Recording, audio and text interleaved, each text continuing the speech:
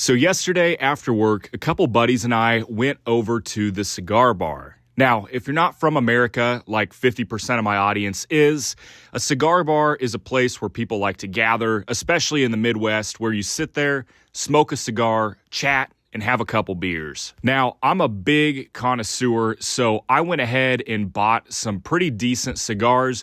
They were about $24 a piece. They're a pretty good deal.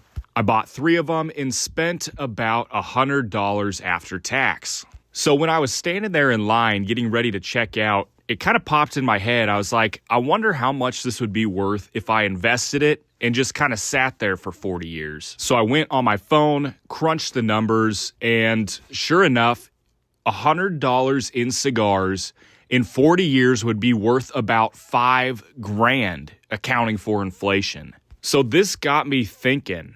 I was like, I wonder how much even $1 would be worth in 40 years. So pop the numbers back into my phone, and sure enough, even $1 can 50x by the time you're ready to retire. So this really got me thinking. I was like, why are we so concerned about buying the small luxuries of BS in our life, especially in our younger years, when time is our biggest asset? And even by denying a couple small purchases, we can greatly influence the amount of money we have at retirement. So I'm not saying don't have fun ever, but like for me personally, I go to the cigar bar often.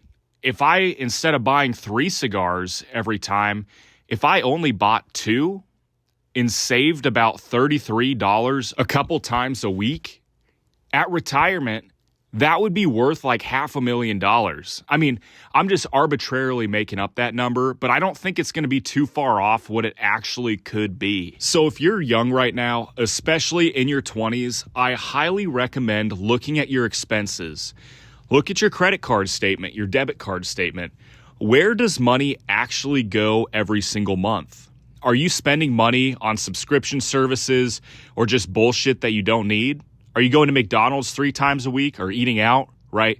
You need to make sure you know where your money is going and understand every time you spend $10, you're risking $500 at retirement. So I had a brief understanding last year about what each dollar means that gets put into my bank account by my job.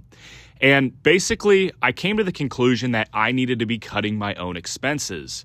So I canceled my gym membership at my luxury gym and started working out at my apartment gym. When my lease was over at the apartment, I moved to an even cheaper place. That was still in a safe neighborhood, but it was about $300 a month cheaper. Same thing with insurance. I went ahead and called all of my different insurance companies and got cheaper rates after switching between companies last year. Same thing with groceries. Instead of shopping at Walmart, I switched over to Aldi, and I was saving about $60 a week. Again, so all of these things combined together, I was saving around $10,000 a year extra, making the same amount of money, but changing the course of how I spent that money. So this $10,000 that I saved, I went ahead, turned around, and put it into the stock market.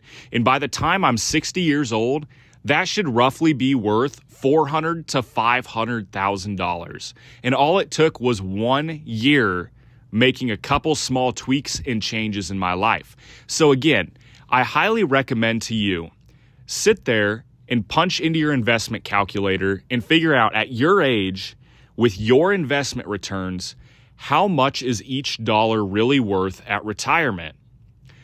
After you see that number, I'm sure you'll have the same conclusion as me, but sit there after that and think, how can I preserve more of my money so that I can invest more so that I can have a nicer retirement? So for me, an example would be, well, I guess we'll start here. I'm a huge car guy. I love Mustangs, Corvettes, Camaros, just anything American with a V8 in it. Perfect, right? I would love to have one of those cars. Well, I guess I've been kind of wanting one of those cars ever since I was 16. I'm 25 now, so 9 years I've kind of sat around and waited. And I still won't buy a car like that anytime soon because I know if I go spend $40,000 or $50,000 on a car, or if I have to take money out of the bank to purchase something like that, the car purchase, plus the maintenance, plus the gas, plus the insurance costs, I mean, they aren't substantial in theory. But when you think about, again, what each dollar means at age 25 compared to retirement, I said, man, I'd rather not have a nice car now. I'd rather drive my pickup truck for a cheaper price and buy a Lamborghini when I'm 60.